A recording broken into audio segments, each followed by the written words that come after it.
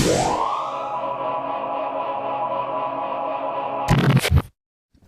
right, howdy, and welcome back to the Addicted Motors YouTube channel and another episode of the Morning Auction Chat Conversation. What we have for you today is the 2006 Land Rover LR3 SE. Not very interesting, and that's not the point of this video because this is really not about the specific truck.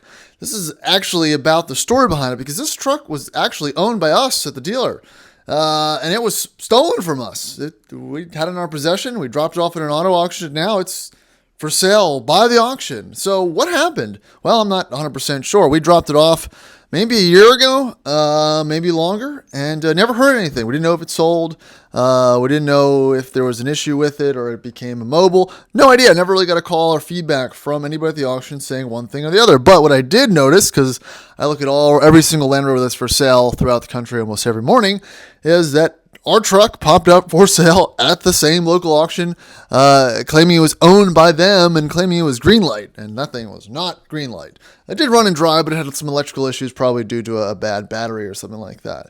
But yeah, it's for sale by them. They probably took possession of it one way or the other. It's very easy to do if something is considered abandoned and you are a dealer. You can easily take possession with a certain waiting period in the state of Virginia. So, you know, I'm not saying that that's anything that I'm going to go stomping in and kick their door about. You know, the car was a turd and they've inherited our turd. So sometimes it's better to make it someone else's problem. But it would have been nice for them to reach out and give us a little bit of notification that our car was being seized, repossessed, and then reallocated as a sale for them.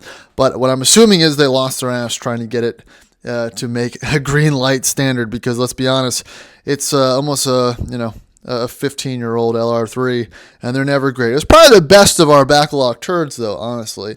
It definitely had potential, but, like all neglected Land Rovers, it didn't have too much potential. So, again, I think the truck had 160,000 miles, had the front runner rack on it that people liked. I think it drove nicer, just had some weird, I think a lot of these trucks, when they don't have a good battery, die quickly. So if you do auction stuff and you leave your car there, they have the potential to seize it from you. So maybe I'll bid on it or buy it back for $50 or something like that, because I don't know if that thing's going to sell. The Rover auction market is definitely down significantly. So, we'll see. Thanks, guys. Let me know in the comments. See you in the next one.